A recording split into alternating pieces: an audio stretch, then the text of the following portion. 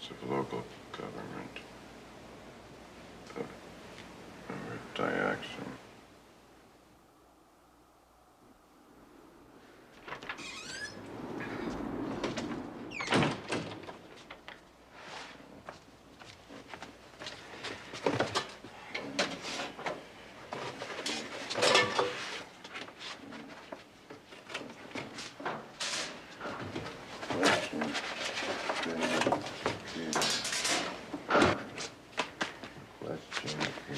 What? The question is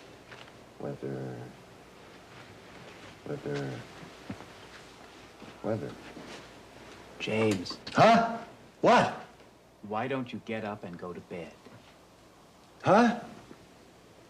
Oh, God, oh, no. I fell asleep. I can't believe Yes, it. but you kept right on working. Not a moment wasted in this dedicated student's day. No, I've got to finish this thing.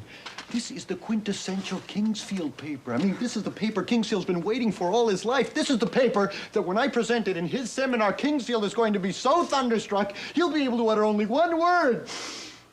Pizza. My God, I'm famished. Oh, it must be, hot.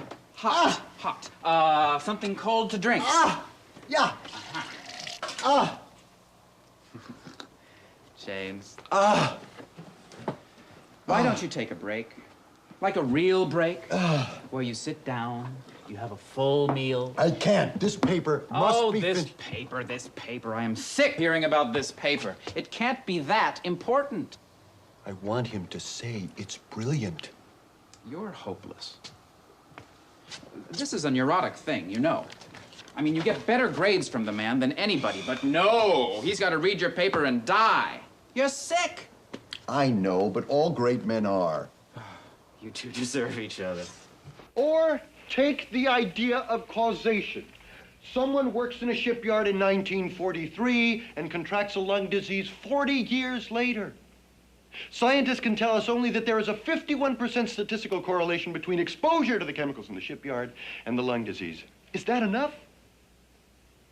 Does that satisfy our traditional concept that there must be proof that the defendant caused the plaintiff's injuries?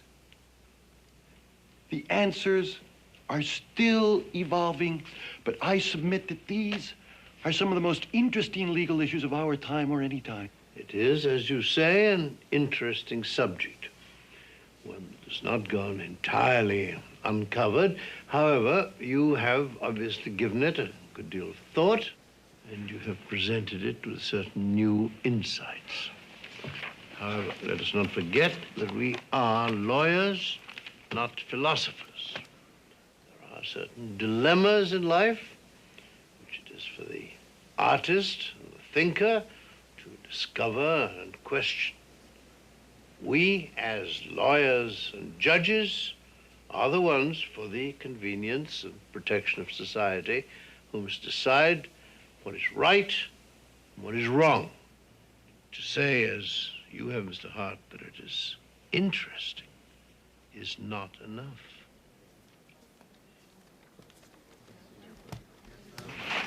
To say as you did, Mr. Hart, that it is interesting is not enough? Well, what I want to know is what the hell is enough? Calm down. I want to calm down. I'm pissed. No kidding. Mr. Hart, Professor Kingsfield would like to see you. He knows I deserve better, but he's going to apologize. Oh, you've got to be joking. Kingsfield wouldn't apologize if he ran over his own mother. This was the first time. Mr. Hart. Yes, sir.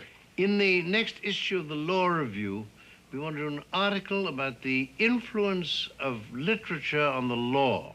In view of the paper you delivered this morning, I have confidence that you are a very suitable candidate for this assignment. Thank you, sir. What specifically about my paper made you think that? Oh, just that you seemed rather less illiterate than most of your peers. Yes. Have you read much 19th century literature? Yes, quite a bit, sir. That's good, because I would like to do a piece on the Victorians, on Charles Dickens and his contemporaries and their influence on the law, extending this into the 20th century and finding parallels if they exist. Now, does that interest you? Yes, sir, quite a bit. Okay, go to it. Is that it, sir? I would have thought that was more than enough. Oh, I meant, nothing. Good day, sir. Good day. James, are you still having trouble facing that law review article? Kingsfield gave it to you 3 days ago. Hey, look, I get plenty of that from Golden, all right? Look, Ford, I just want to relax this weekend. I want to have some fun and blow off some steam. In other words, I don't feel terribly motivated to do anything for him. But why?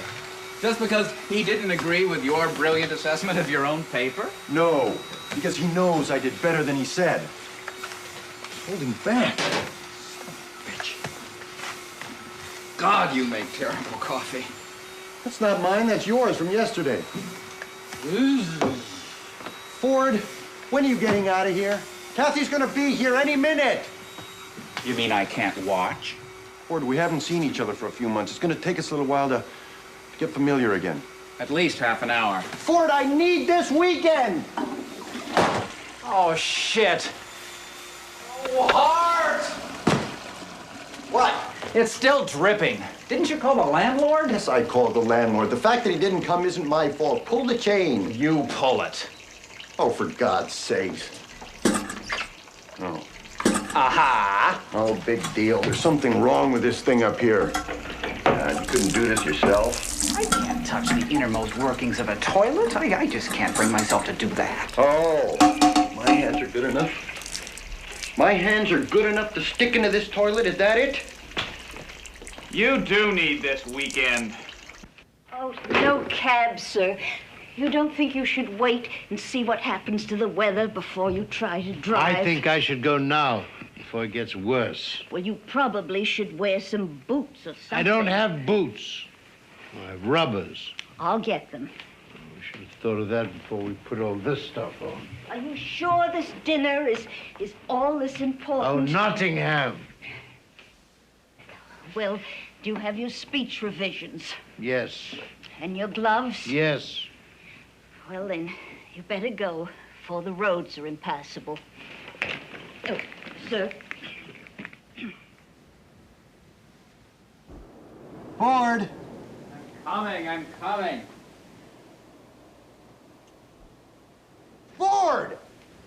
I can't find my suitcase. I can't go out in public like this. I look like a vagabond. Can I borrow your suitcase? Yes, borrow, take, go. I want you out of here by the time Kathy gets here. God forbid I should meet the woman. Espresso, she loves espresso. You're sure you're not expecting too much from this weekend? Get out. No, think about it. I mean, you had such high hopes for your Kingsfield paper, and then, of course, you were so bitterly disappointed. Ford, Yeah, go. right.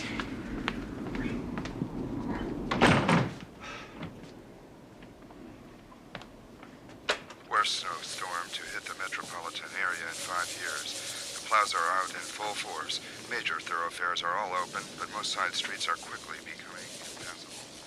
And we just have a bulletin. The Massachusetts Turnpike is very slow, with stalled cars blocking most lanes. With towing equipment also caught in the traffic snarl, visibility is down to 0. And now stay tuned to 1110 for up-to-the-minute news.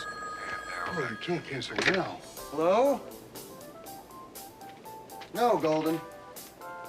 Yes, I started it. It's coming along. What?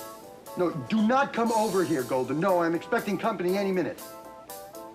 When it's finished next week, end of the week. Well, trust me. I wish I believed that.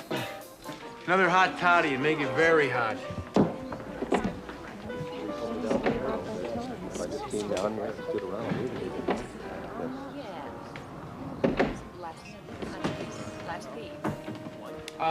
Something hot. That looks great.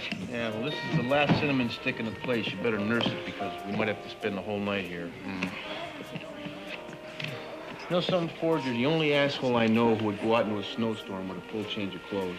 Actually, Willis, Hart has an assignation with a woman. I have been summarily dispossessed, and I cannot get where I'm supposed to be. Well, me, I just had to get the hell out of the dorm. Neither of the 1Ls were driving me nuts. It's like a zoo there. They've been cooped up too long. Have you seen who's back there? Why she doesn't come down here, put her feet up, and have a drink? Maybe she's shy. Maybe she thinks she needs an appointment. I never seen old Nottingham out of her office, not even in the hallway. What kind of a life she lives? As far as we know, when she's away from Kingsfield, she could be wild and uninhibited. No.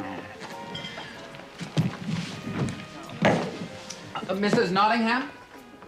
I'm Franklin Ford. I'm in one of Professor Kingsfield's seminars. I recognize you, Mr. Ford. Are you waiting for someone? Well, I was waiting for a bus, but it's off its schedule, and it was so cold outside. I don't imagine much at all is working out there tonight. Would you care to join Willis Bell and me for a cocktail? We could wait it out together.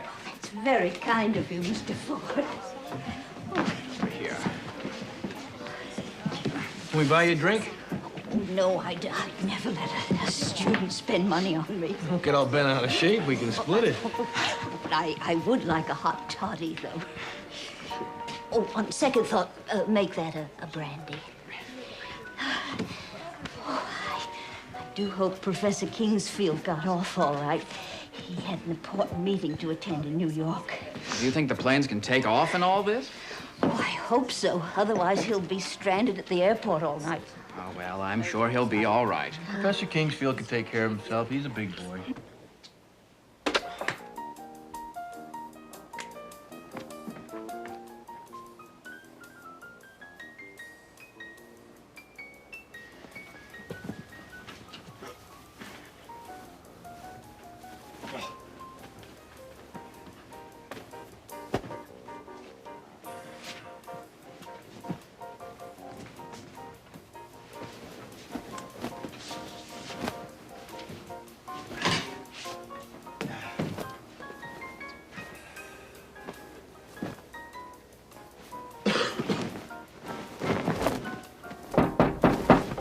God, she's here! Shit, I don't believe it. Whoa. I cannot wait to hold you in my arms.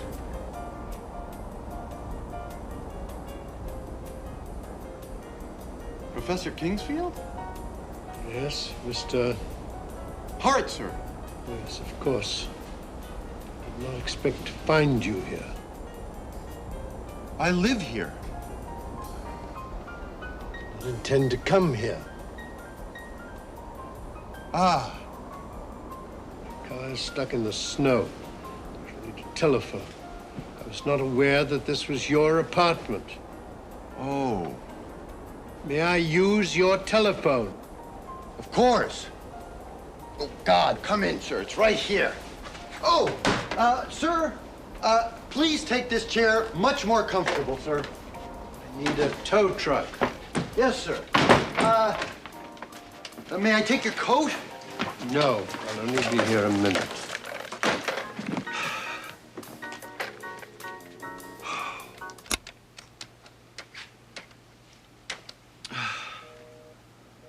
The line's busy.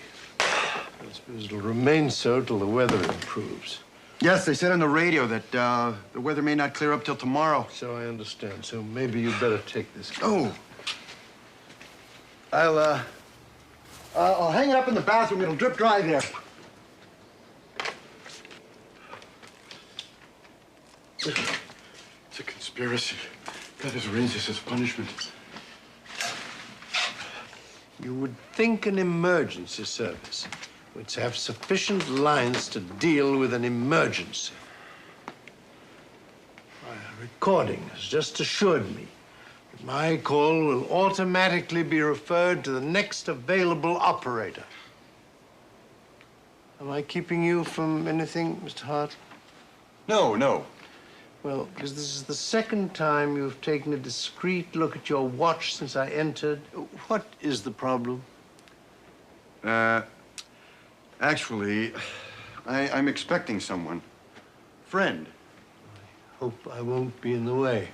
No problem, sir. Mr. Hart, would you mind if I removed my rubbers? They are soaking. Go right ahead, sir. Sir, let me help you with those. Thank you. Oh. We'll have to lose the shoes as well, sir. They're filled with water. See. Well, they didn't do me much good when I was in the snow up to my knees. I'll put them with your coat. Thank you. God, Kathy, if you've ever been late, be late now. How dare they? Sir? Rachmaninoff. My goodness, listen to that music. Why, it brings back memories of when I was a young woman. I'll get him to turn it down. Oh, no. This music is to be played loudly. It's for dancing. So, Mrs. Nottingham, what's it like working for the Great One? Yeah, has he always been in it the way he is? Oh, he's mellowed somewhat. You call that mellow? It's all relative, Mr. Bell. Mrs. Nottingham, can I ask you a personal question? Has Professor Kingsfield ever made you feel incompetent and stupid and irrelevant? Well, only on the good days. I mean, how do you take it? We only have to deal with this guy for 3 years. You had to deal with it for...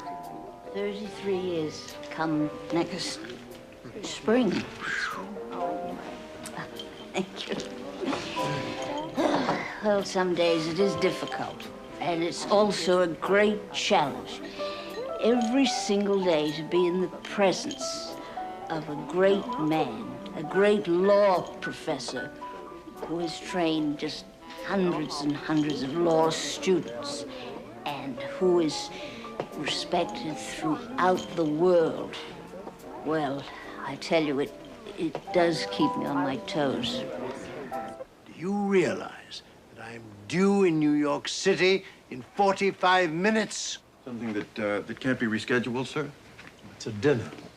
Oh. Oh, a special dinner?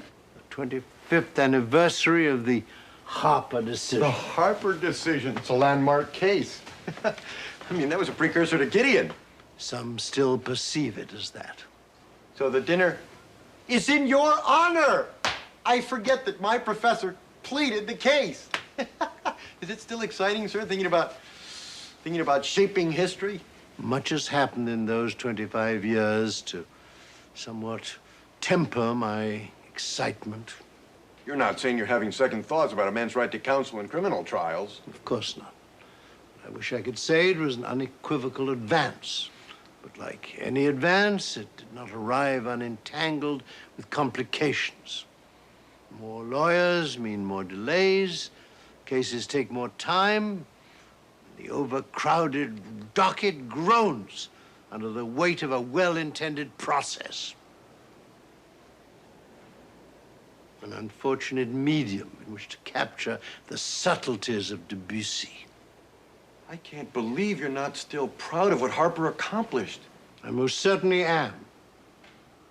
Unfortunately, I'm also a perfectionist.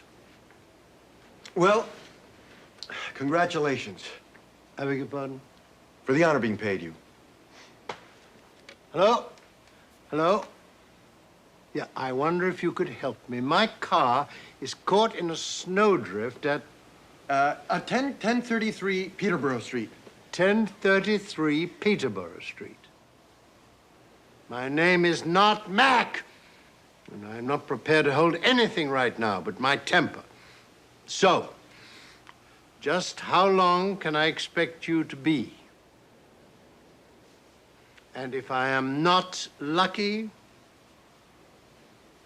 well, Kingsfield, 555-7973. How long is the list? Well, what's the likelihood of my getting to the top before the evening is out? Thank you. Thank you very much. And I seem to be on a rather long waiting list. Will they come? He said, and I quote, "We'll try and get around to you, Mac, but don't hold your breath." Maybe I could get some friends and push you out. You think so? Which is it? The one in front. All I see is mounds of snow. The mound in front. Ah. You think you could move that? You mean with help? Maybe with help. I don't think so. Maybe not. Well, I guess we'll just have to wait for the tow truck. No school today. I beg your pardon? Whenever there's a storm like this, especially when I wake up to one, the first thought that runs through my mind is no school today. It's what these storms meant to me as a child. That thrilling thought was so strong, it persists to this day. I would have thought you loved school. I did, but I loved staying home and playing in the snow even more. I was a boy once, Mr. Hart. Yes. Well, What do you think? I think we're going to be here for a while, so... What do you think when you see snow? Oh! Well, Well, you shouldn't have to think about it. It's in your system. Snow. Carver's Hill. Carver's Hill. It was a hill on Mr. Carver's lawn. Down the street where we always went sledding. I used to think it was mountainous when I was a kid. A few years back, I was in my old hometown walking down my old street and I saw it again. It was just a sloping lawn. That was it. Would you like a drink? I wouldn't mind. I've got some white wine, nice Pouilly Fumé. Sounds lovely. I wouldn't want to deprive your guest. No problem, sir. I got plenty. It was on sale, so I kind of stocked up. Shit. I beg your pardon? There might be some cork in it, sir. Doesn't hurt a good Pouilly Fumé.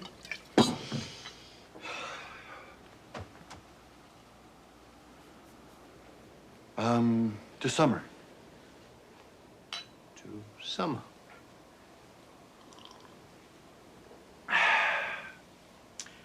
You know, I think I'd like a cup of tea. Oh, too much cork? No, I didn't taste any cork. I could open another bottle, sir. Same wine? Yes? I think I'll stick with tea. Sir, the bottle could be bad. The guy at the store told me this was a particularly good buy. 1980 was a bad year, and I never heard of Chateau de Maupré. Other than that, it's fine. Any particular kind of tea? Oh, anything that's hot and sturdy. Sturdy. Earl Grey, sturdy enough? Earl Grey will be fine. Sir, would you excuse me for a minute? I'd like to call my guest. I'm starting to worry about her. Earl Grey tea. No answer. She's probably left. I think I'd like to try the airport. Charles Grey II, Earl Grey, leader of the Whig opposition and largely responsible for the repeal of the African slave. Still ringing. Probably only one guy on duty. He became Prime Minister of England in 1830. Who? Earl Grey. Ah, yes, hello. Could you tell me if the 5 o'clock Eastern shuttle from New York arrived? Well, is there any way of knowing if it left New York? I see. Fine, thank you. I don't even know if she's left yet. She could be anywhere. Maybe they rerouted her. No, sir. All the airports are closed. The airports are closed. Yes, sir. Then I'm not going anywhere this evening. Ah. Miss Nottingham? Huh? Miss Nottingham. What? Oh, you may not see the professor without an appointment. Mrs. Nottingham, you're in the tavern. It's late. You fell asleep. Oh, I had some brandy, didn't I? I hope I didn't say too much. Well, that stuff about Dean Perry was pretty racy. Oh, you're just pulling my leg, Mr. Bell. I hardly know the Dean. Report as soon as it comes to a boil. Right. Of course, if anyone can make it, Kathy can. She's a pretty determined type. Would you like some tea? No, thanks. I'll stick with the wine. She's not stranded at the airport.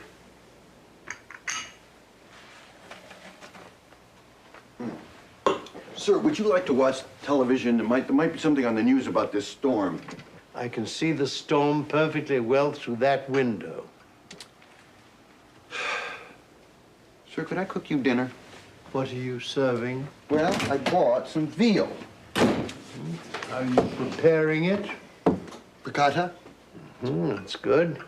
I only ask because deeply fried food has a very serious effect upon my digestion. Oh, no, sir. I cook a very light veal piccata.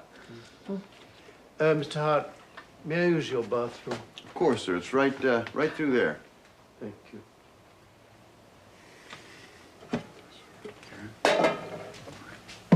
Not too much lemon.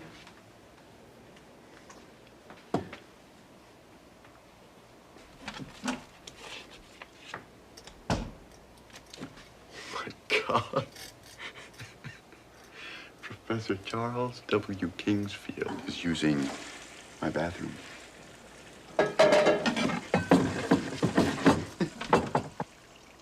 Mr. Hart, there's something wrong with your plumbing. Oh! The water will not stop running. Christ!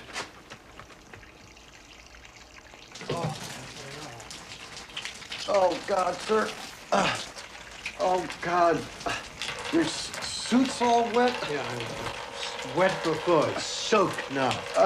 Yes, sir. Let me see what I can do. Oh, yeah, I think I see the problem. Sir, could you hold this chain right here, keep it from filling up?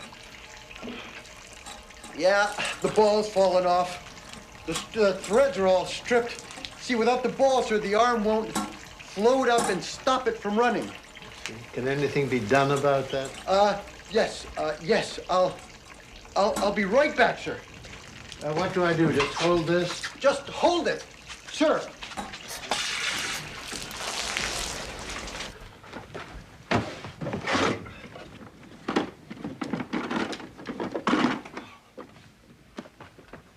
Am I doing something wrong? No, sir, you're doing fine, sir, just fine.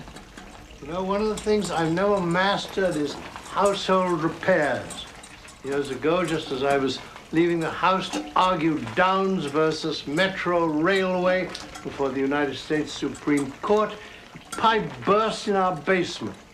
My wife was beside herself. She seemed to rely on me to do something about it. I said, my dear, just call the plumber. Well, we suffered thousands of dollars worth of damage. And although I won the case that day, there was no celebration dinner waiting for me at home.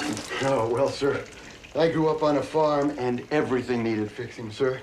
If we couldn't do it ourselves, the whole place came to a grinding halt. There.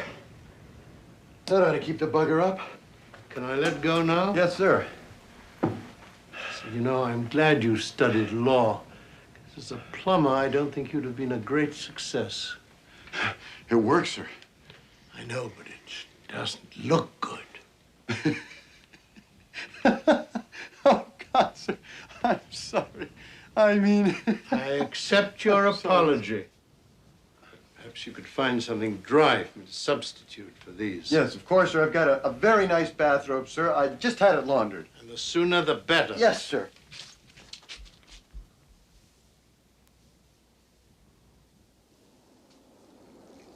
Black watch. My mother's family colors. I hope you don't mind, but I took the liberty of borrowing a pair of your slippers. It's large for me, but that's a lot better than my wet socks. Anything you find in there, sir, is fine. Dinner's almost ready. I'm starved. Nothing like a swim before dinner to stimulate the appetite. You know, I have some red wine, sir. It's a Beaujolais, if you'd like to try that with dinner. Same sale? Yes. It's Bulgarian. Oh, I hadn't noticed that, sir. You know that Bulgarians make some quite good wines these days. I'll open it. Sir, I hope you're not too disappointed about the fact that you didn't make that dinner. The weather sort of discouraged me about that. At least there's no rush to get to the airport. None at all.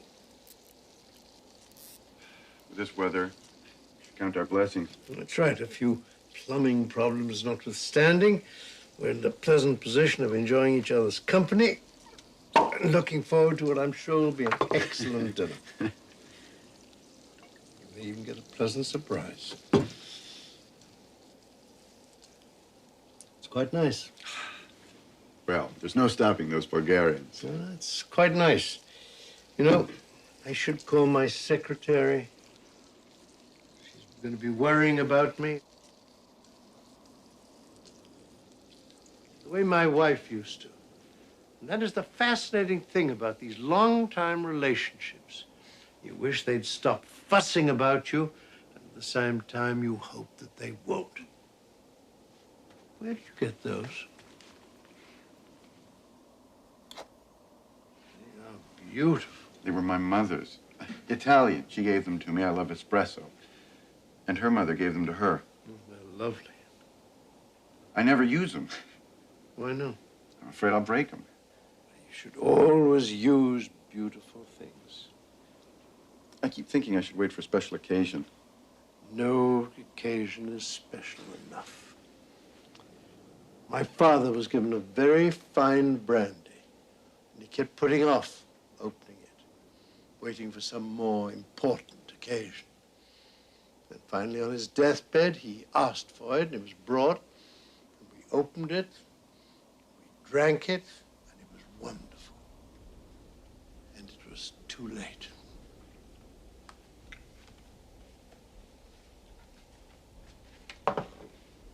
How are you coming with your piece for the law review? Sorry, sir. That's why I don't use the cup, sir. I'm glad you're hungry. I've made quite a bit. Bleak House. The best writing about the law courts in the whole of literature. You remember the beginning part? The opening section? This is the court of the Chancery, which has its decaying houses and its blighted lands in every shire, which has its worn-out lunatic in every madhouse, and its dead in every churchyard, which gives to moneyed might the means of wearing out the right, which so exhausts finances, patience, courage, hope, so overthrows the brain and breaks the heart, that there is not an honorable man among its practitioners who would not give, who does not often give the warning. Suffer any wrong that may come to you, rather than come here. You know it. Fog everywhere, fog up the river, where it flows among the green eights and meadows, fog down the river, where it rolls, defiled among the tiers of shipping, and the waters hide pollutions of a great and dirty city.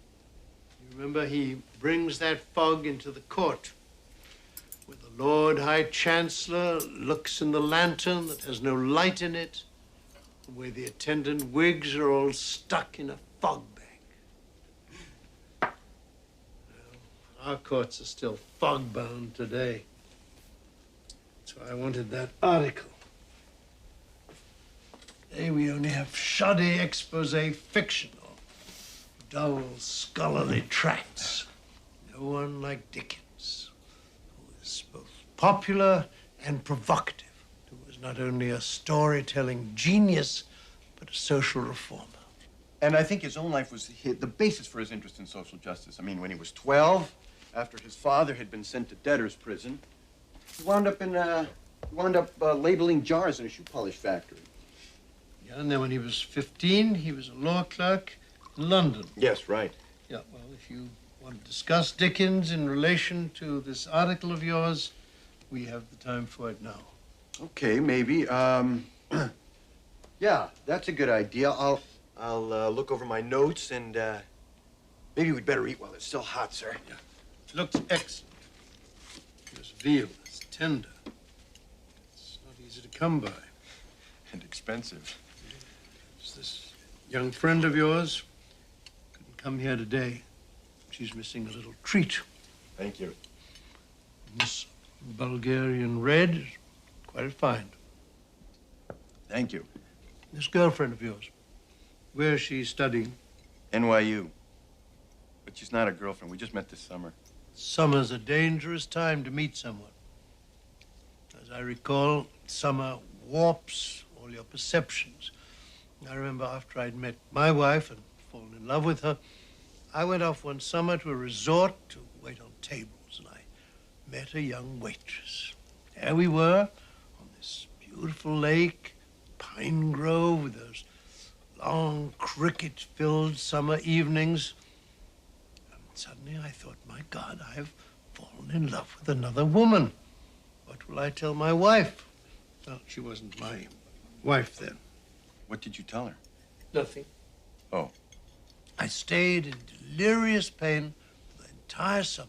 And then when I went back to the city, I prepared to tell my first romance about my second romance. Then I found that when the crickets had gone, and the grove and the lake, suddenly I found that my wife, whom I'd known in the cold light of winter, seemed a much more substantial and singular choice.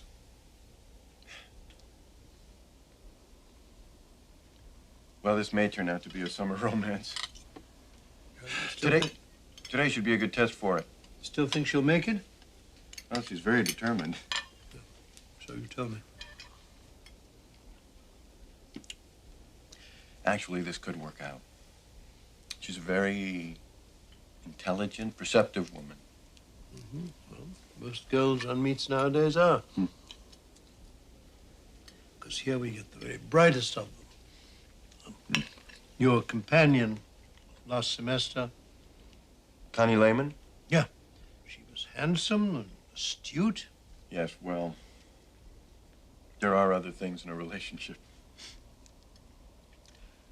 I think one thing is to be ready. I don't think she was ready for anything permanent yet. That seems to be a disease of our time. Nobody wants anything permanent. Let me tell you something. All those years I was married, of course, I kept thinking I should have spent longer sowing my wild oats. But the longer my marriage lasted, the more convinced I became that being married to someone, no matter how banal it might seem on the surface, was infinitely more satisfying and more exciting than the wildest of affairs. I think my greatest fear would be to look back over my life and to realize that I hadn't really loved somebody. I doubt if that will be your retrospective, Mr. Hart. It just isn't something I want to take for granted. I was under the impression that most young people of your generation were afraid of commitment. Well, I have to admit, it's a conflict. As much as I want a lifelong partner, I fear the passions will die. How do you keep those feelings alive over the span of a lifetime? I know it's possible. My parents still have a kind of vitality in the way they love each other, but it seems so rare. I was married to the same woman for more than 50 years. I never thought of myself as committed or not committed. I just felt that I was living with someone who knew more about me than anyone else in the world. And that, when it works, is in itself a kind of miracle.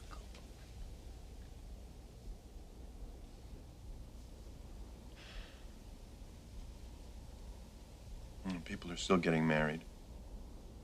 More now than ever. I'm not sure I understand it. Maybe it's the bomb. The bomb?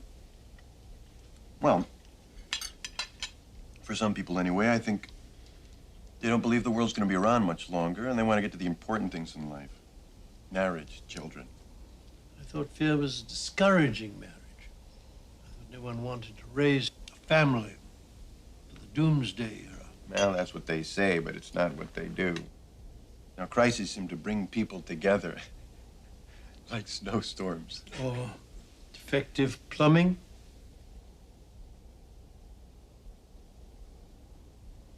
Yes. Yes. I haven't started it.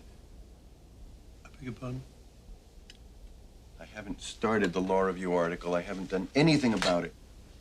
You haven't? No, sir. I have been trying, but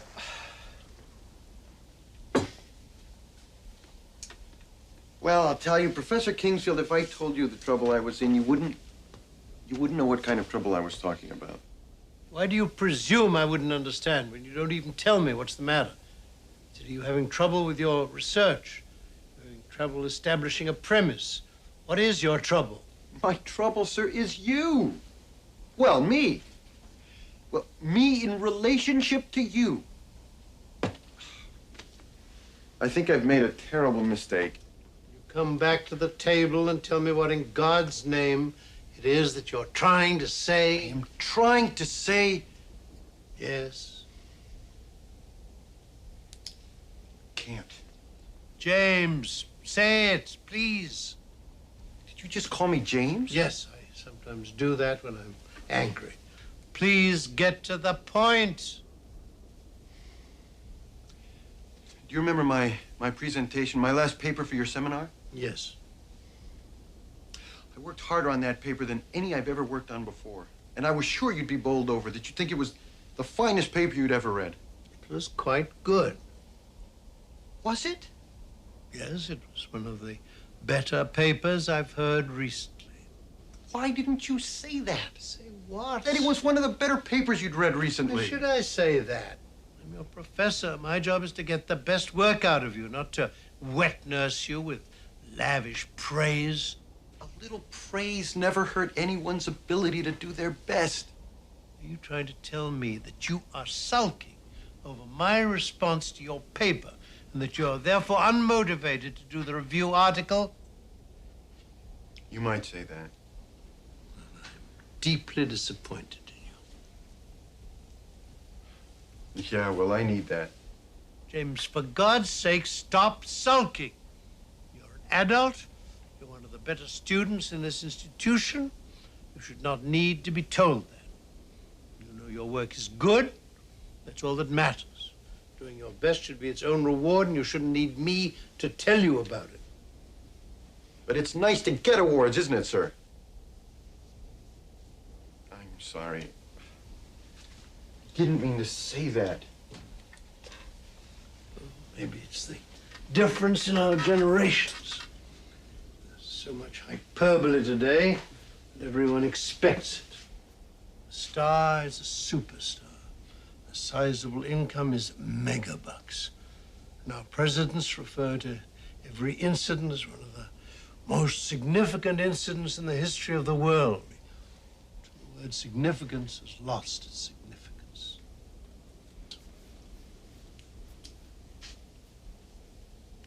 When I was a boy, I used to shovel snow in the walk for my father.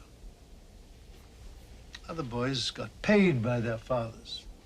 A nickel, a dime for shoveling. I did it without pay.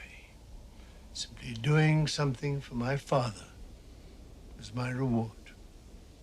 His occasional smile, good work was enough. Then, when I became a lawyer and later a teacher, I loved what I did so that I would have done it without pay of any kind. I loved it so. My father had taught me the worth of taking satisfaction in what I do. And that was and remains the most valued lesson. But he did smile, and he did say good work. That was all. That was all I wanted. James, I am not your father. Yes, sir, I know that. I know, but you see, in a way you are.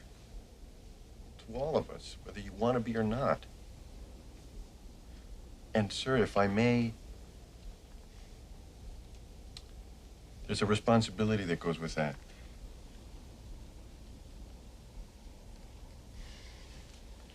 Would you like some coffee? Yes, I would. I have some espresso. Wonderful. What are you doing? I thought you said... I considered this to be a special occasion.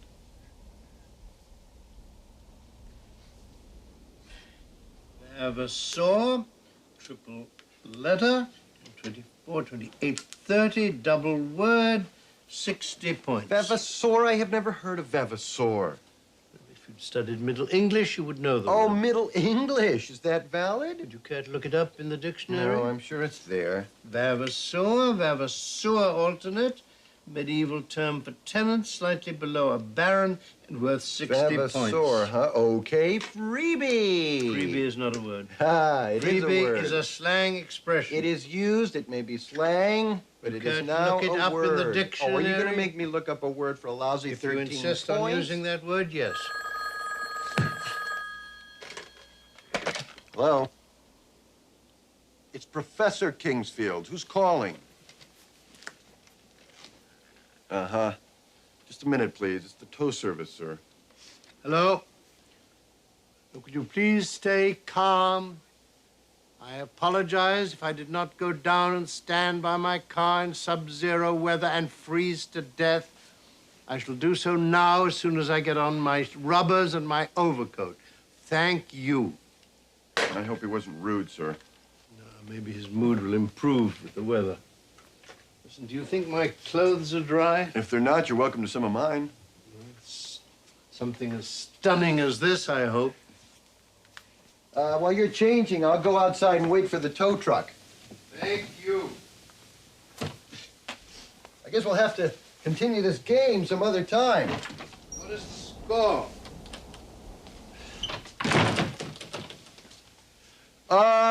342 to 63. I guess we'll just say you won this one. I'll wait for you outside.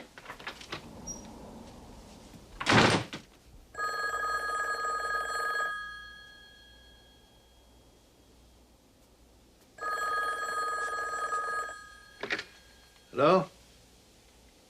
No, he just stepped out. I'll take a message. Yes. Kathy, yes. You went all the way to LaGuardia and back. And you hope to make it next weekend. All right. Now, do you want me to read that back to you? No, I'll tell it. Yes. What? What was that? No. This is a friend.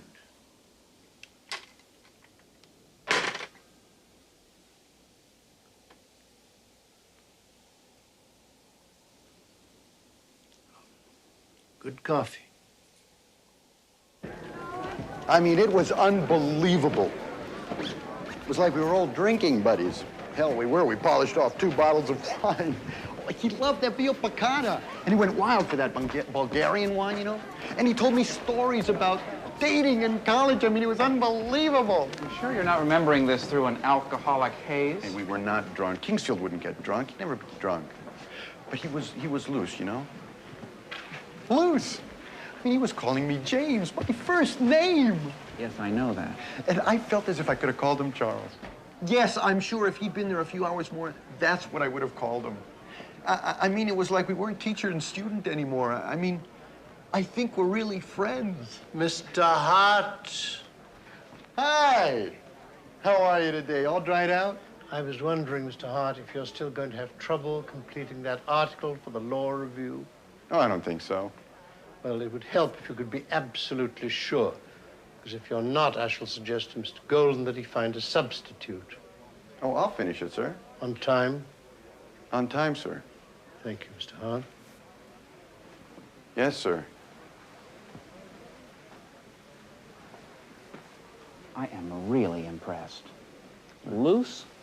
Boy, was he loose. Boy, were you loose. You two have redefined the word loose for me. All right, all right. I think loose now has a completely new meaning. All right. I mean, I thought you two guys were going to give each other high fives. All right, all right.